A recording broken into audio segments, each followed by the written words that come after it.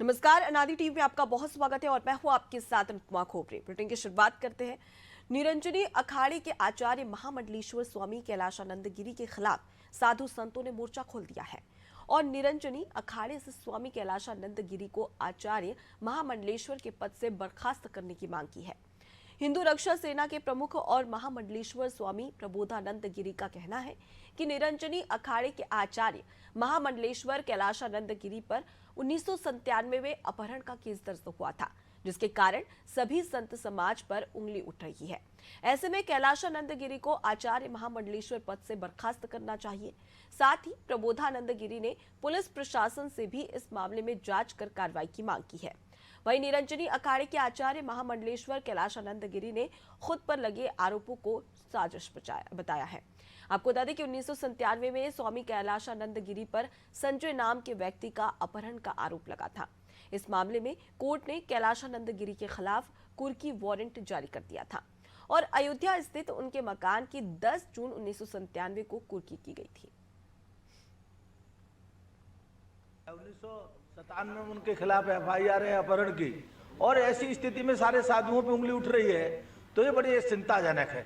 ऐसे में अखाड़ा परिषद और अखाड़े को तत्काल उनको बहिष्कार करना चाहिए, कार्रवाई करनी चाहिए कि पुलिस प्रशासन को भी इसमें तत्परता से जांच करनी चाहिए, क्योंकि आध्यात्मिक नगरी का स्वरूप खराब हो रहा है और ये बड़ा शोचनीय है, बहुत कष्टप्रद है। ये इसलिए अब उठा है कि इस पर कोई समुचित कोर्ट के द्वारा कार्रवाई नहीं हुई, पैरवी के अभाव में, कि जिस लड़के का अपहरण हुआ उसका पिता मर गया, तो किसी ने कोई पैरवी नहीं कर पाई ढंग से, क्योंकि कोर्ट में जब कुर्की तक हो गई, कुर्की के बाद मतलब है फरारी वारंट है, और फरारी वारंट का मतलब है जहाँ मिले वहीं से पकड़ लो। और कैलाशानंद कोई ऐसे व्यक्ति तो है नहीं जो उनको कोई जानता नहीं है।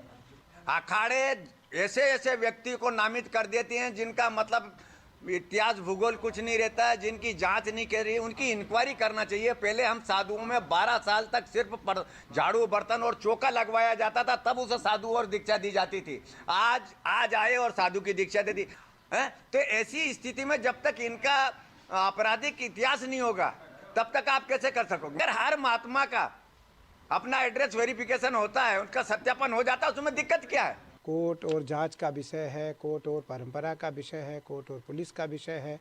मुझे लगता है यह तो एक अपवाद जैसा स्वरूप है और इसमें किसी प्रकार का कोई ना तथ्य है ना कोई सत्यता है।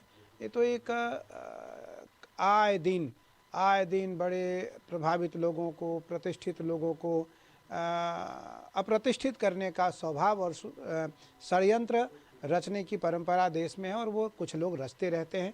मुझे लगता है वो कभी उससे बाज नहीं आएंगे। लीगल सलाहकार हैं हमारे, जो एडवोकेट हैं, उन्होंने बहुत ऐसे जो लोग थे, लीगल नोटिस भेज दिया गया है, क्रिमिनल के लिए भी और मानहानि के लिए भी। ऐसे 3 लोगों को नोटिस भेज दिया गया है, क्योंकि देश की परंपरा में जो श्रेष्ठ लोग होते हैं उनकी छवि को खराब करने का जो कुचक्र है, षड्यंत्र है, वो